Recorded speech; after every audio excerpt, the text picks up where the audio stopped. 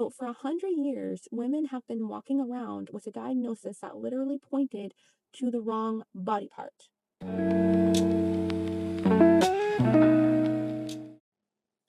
If you have PCOS or think you might, stop what you're doing because as of May 12th, 2026, that diagnosis officially has a new name. And this isn't just a rebranding. The name actually reveals something that doctors have known for years, but medicine has been slow to admit. What we called PCOS was never really about your ovaries. And that misunderstanding has been delaying your diagnosis, fragmenting your care, and making you feel like the problem was your reproductive system when the real root problem runs much, much deeper. Hello and welcome back to the Midwife Says. My name is Melanie and I am almost a licensed midwife in the state of Florida. Here I share evidence-based facts about women's health, pregnancy, birth, and postpartum. Every symptom is a message, and today we're talking about one of the biggest shifts in women's health in decades. Polycystic ovary syndrome, PCOS, has officially been renamed, finally, to polyendocrine metabolic ovarian syndrome, or PMOS. And after more than a decade of vigorous debate, I've been following this story closely and I want to break it down for you in a way that actually empowers you, not just informs you. Because if you've been struggling with PCOS, this name is validating everything your body has been trying to tell you. Let's start with why this change happened because it matters. A century ago, surgeons operating on a woman noticed what looked like little sacs on her ovaries. They thought they might be cysts of some kind, so when they named her condition, she also had high levels of male hormones and couldn't get pregnant. They called it polycystic ovary syndrome.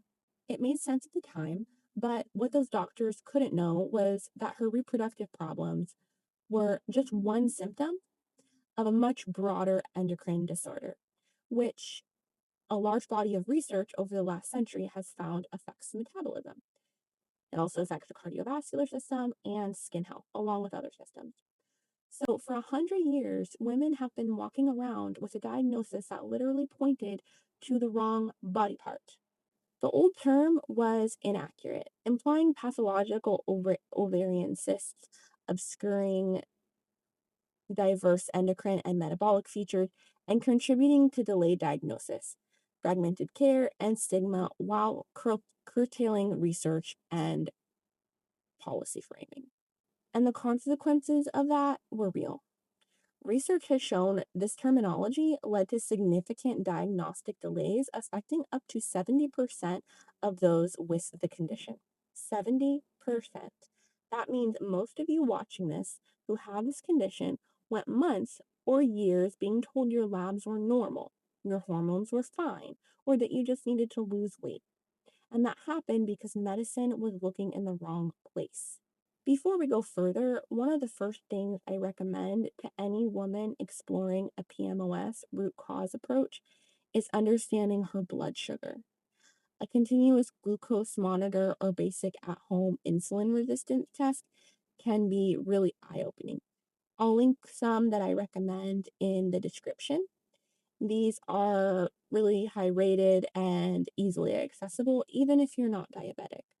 I think about this a lot because of a patient that I met. I'll call her Diane. She came in after maybe 4 years of being told her ovaries looked a little polycystic on an ultrasound. But that wasn't a big deal because she wasn't trying to get pregnant. Nobody mentioned her metabolic health, though.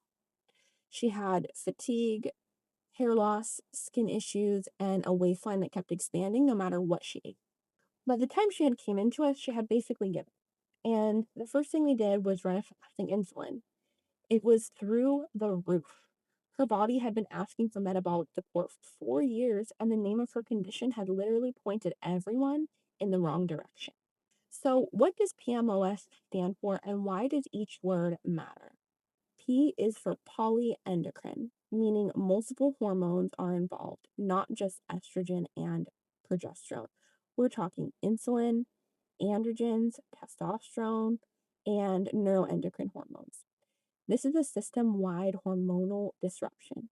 M is for metabolic. This is the big one. This new name recognizes that the condition is not a primarily gynecological disorder, but is instead a complex multi-system condition involving endocrine, metabolic, reproductive, dermatological, and psychological health. O is for ovarian. Yes, the ovaries are still involved, but they're downstream. They're receiving the chaos, not creating it. S is for syndrome, a cluster of symptoms with a shared root cause. PMOS is characterized by fluctuations in hormones with impacts on weight, metabolic and mental health, skin, and the reproductive system. For too long, the name reduced a complex long-term hormonal disorder to a misunderstanding about cysts and a focus on ovaries. This contributed to misdiagnoses and inadequate treatment. When I first heard this name was coming, I genuinely teared up a little, which my husband thought was hilarious.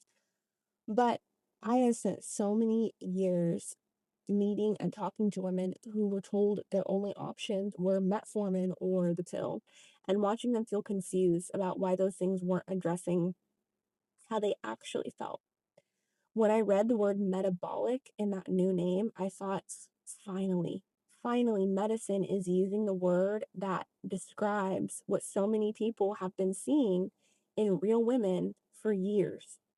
As a midwife, this is something that I've seen over and over again. Women coming, having been told they have a reproductive issue, put on the pill to regulate their cycle, told to diet and exercise, and nobody has ever run a fasting insulin. Nobody has looked at inflammatory markers. Nobody has asked about their gut health or their stress levels or their trauma. The body was screaming metabolic dysfunction, and medicine handed them a pill for their ovaries.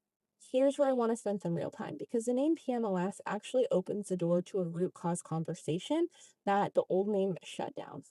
Root cause number one, insulin resistance. Insulin resistance is one of the defining metabolic features of PMOS. And importantly, it's not limited to women with overweight or obesity. A 2025 systematic review and meta-analysis estimates prevalence at approximately 75% in lean women with the condition and 95% in those who are overweight or obese. So if you are lean and have PCOS, now called PMOS, and your doctor told you insulin resistance isn't your issue because you're not overweight, that research says otherwise. Root cause number two, your gut. In a 2024 Tiny Health and Mirror study of 366 women with PCOS, 94% reported gut health issues. 94%. That's not a coincidence. A typical characteristic of PCOS is chronic low-grade inflammation, which exacerbates insulin resistance and metabolic abnormalities. Inflammation and insulin resistance can be sustained by gut dysbiosis by increasing the production of pro-inflammatory cytokines. So what does that mean in plain language? When your gut microbiome is imbalanced, when the bad bacteria outweigh the good, it creates a slow, silent fire of inflammation throughout your entire body. That inflammation disrupts insulin signaling. Disrupted insulin signals your ovaries to overproduce androgens. Excess androgens disrupt ovulation, and your cycle goes haywire. Your gut isn't a side issue with PMOS, it may be the main issue. Root cause number three, mental, emotional health, and trauma.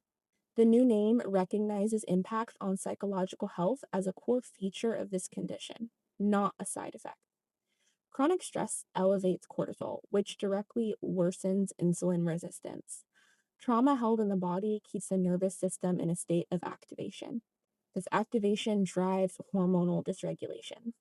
I have seen women whose PMOS symptoms dramatically improved not from dietary changes, but from addressing unprocessed grief, relationship stress, and adverse childhood experiences. Your hormones are listening to your nervous system all day long. A 2025 systematic review found that lifestyle changes are suggested as first-line interventions in managing PMOS. Dietary interventions such as foods with low glycemic index scores, caloric restrictions, high fiber, Omega-3 fatty acid-rich diets, ketogenic diets, and the Mediterranean diet showed benefits. Physical activity, including aerobic and resistance exercise, enhances insulin sensitivity. It also helps weight loss and improves metabolic and reproductive outcomes. Notice what's first on that list: not medication, lifestyle, diet, movement. This isn't me being anti-medicine, this is the research. Also worth knowing, an umbrella meta-analysis synthesizing evidence from 46 randomized trials with over 30,000 participants evaluated dietary supplements targeting core PCOS pathways. Nutrients like inositol, magnesium, vitamin D, and omega-3s have real evidentiary support for improving hormonal and metabolic outcomes in PMOS. The Lancet paper that announced this name change is being used to update clinical guidelines, medical education, and international disease classification worldwide. Both names will be in circulation throughout a 3-year transition from PCOS to PMOS. So don't panic if your doctor still says PCOS. They're describing the same thing, but now you know the fuller picture. 2 supplements I get asked about constantly for PMOS support are myo-inositol and magnesium glycinate. Both have strong research behind them and highly rated options available without a prescription. I'll link those down below as well. Bottom line, this rename isn't just a semantic shift. It's medicine finally catching up to what your body has been showing us all along. That PMOS is a metabolic, hormonal, whole body condition, and it deserves a whole body approach to healing. If you've been dismissed, misdiagnosed, or handed a birth control prescription as your only option, I want you to know you were right to feel like something was being missed. Now the medical world is starting to agree. Drop a comment below. Did you or someone you love have a PCOS diagnosis? How does PMOS land differently for you? I read every single comment. And if this video helped you understand your body better, please share it. There are millions of women who still don't know about this name change, and they deserve to. Thank you so much for spending your precious time with me today. Take care of yourselves, and I'll see you next time.